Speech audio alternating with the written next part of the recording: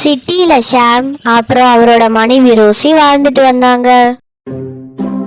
கல்யாணம் முடிஞ்ச கையோட சிட்டிக்கு வந்தவங்க அத்தோட இன்னும் ஷாமோட ஊருக்கு போகவே இல்ல.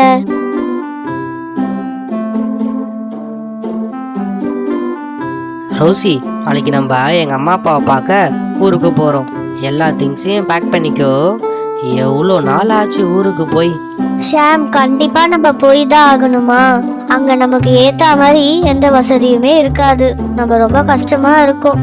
நான் வேணும்னா இங்கேயே இருக்கேன், நீங்க மட்டும் வேணா போயிட்டு வாங்களேன். ரோசி, இந்த வசதியெல்லாம் இப்போ வந்தது தான். இதுக்கு முன்னாடி நான் அங்கே தான் வளர்ந்தேன், அதை மறந்துடாத. ஒழுங்கா ட்ரெஸ் எல்லாம் பேக் பண்ணு, நாளைக்கு நம்ம போயே ஆகணும். ரோசிக்கு ஊருக்கு போக விருப்பமே இல்ல. ஷாமோட கட்டாயத்தினால அவ ஊருக்கு போக ஒத்துக்கிறா. 2 பேரும் ஊருக்கு போனாங்க.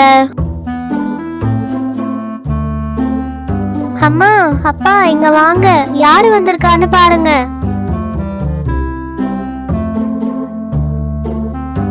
வாப்பா ஷாம், உன்னை பார்த்து எவ்வளவு நாள் ஆச்சு. வாப்பா, உள்ள வா. வாபா மருமகளே, முதல் முறையா இந்த ஊருக்கு வந்திருக்க. வாங்க வாங்க, உள்ள வாங்க. ஷாமோட சொந்த வீடு இதுதான். கிராமம்னால கொஞ்சம் வசதி வேற கம்மி. ரோசி அப்படியே அந்த வீட்டை பார்த்துட்டு இருந்தா.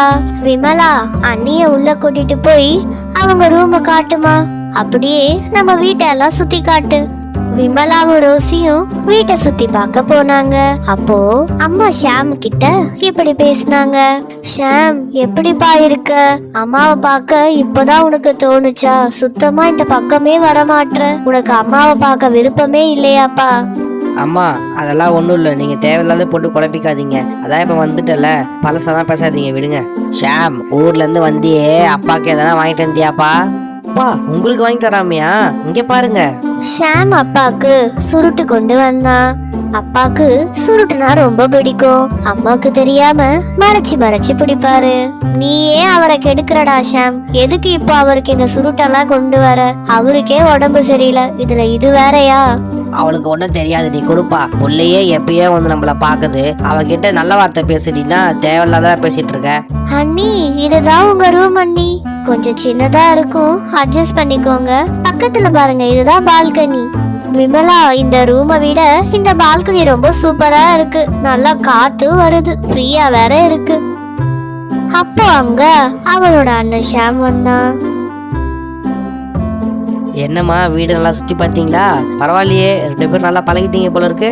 ஆமாண்ணா, நாங்க நல்லா ஃப்ரெண்ட்ஸ் ஆகிட்டோம். சரி சரி, நீங்க டயர்டா இருப்பீங்க, ரெஸ்ட் எடுங்க, நான் காலையில வந்து பாக்குறேன். விடியற் காலையில விமலா வந்து அண்ணியை எழுப்புனா. அண்ணி வாங்க, சீக்கிரமா போயிட்டு வந்துடலாம், இல்லனா விடிஞ்சிடும். அப்புறம் எல்லாரும் வந்து வந்து போயிட்டு இருப்பாங்க. விமலா, நான் இங்க பாத்ரூம்லயே போய்க்கிறேன், நீ வேணும்னா போ, எனக்கு தூக்கம் வருது. ப்ளீஸ், எனக்கு கொஞ்சம் தூங்க விடு. அண்ணன் உங்ககிட்ட சொல்லலையா அண்ணி? இங்க பாத்ரூம்லாம் கிடையாது, நம்ம வெளியே தான் போயிட்டு வரணும். அதுக்குதான் உங்களை கூப்பிடுறேன், வாங்க போயிட்டு வந்துடலாம். என்னது, பாத்ரூம் இல்லையா? அட பாவி மனுஷா, இதெல்லாம் அவர் என்கிட்ட சொல்லவே இல்லையே. இதுக்குதான் அவர் என்னை இப்ப எழுப்புனாரா? சரி சரி வாங்க அண்ணி, நேரம் வேற ஆகுது, போயிட்டு வந்துடலாம். 2 பேரும் உட்காந்து வயக்காட்டுல பாத்ரூம் போனாங்க. ஆனா அன்னைக்கு பாத்ரூம் வரவே இல்ல. கொஞ்ச நேரம் கழிச்சு 2 பேரும் வீட்டுக்கு போயிட்டாங்க. அண்ணி, நல்லா பாத்ரூம்லாம் போனீங்களா? நாங்கெல்லாம் அங்கதான் போவோம். விமலா, நான் போகவே இல்லை, எனக்கு வரவும் இல்லை, விடு, நாளைக்கு பாத்துக்கலாம். சரி, நான் போய் தூங்குறேன், எனக்கு தூக்கமா வருது. ராத்திரியும் ஆயிடுச்சு. ரோசிக்கு வயிறு வேற கலக்க ஆரம்பிச்சிடுச்சு. அவளுக்கு இப்போ எங்க போறதுன்னு வேற தெரியல. அடடா, என்ன இது, இவ்வளவு பெரிய வீடு வேற கட்டி இருக்காங்க, ஆனா ஒரு சின்ன பாத்ரூம் கூட கட்டாம இருக்காங்க. ச்சே, இப்போ என்ன பண்ண போறோம்னு வேற தெரியல, வயிறு வேற கலக்குது. அப்போ ரோசிக்கு அர்ஜென்டா பாத்ரூம் வந்ததால பால்கனில ஒரு ஓரமா பாத்ரூம் போயிட்டா.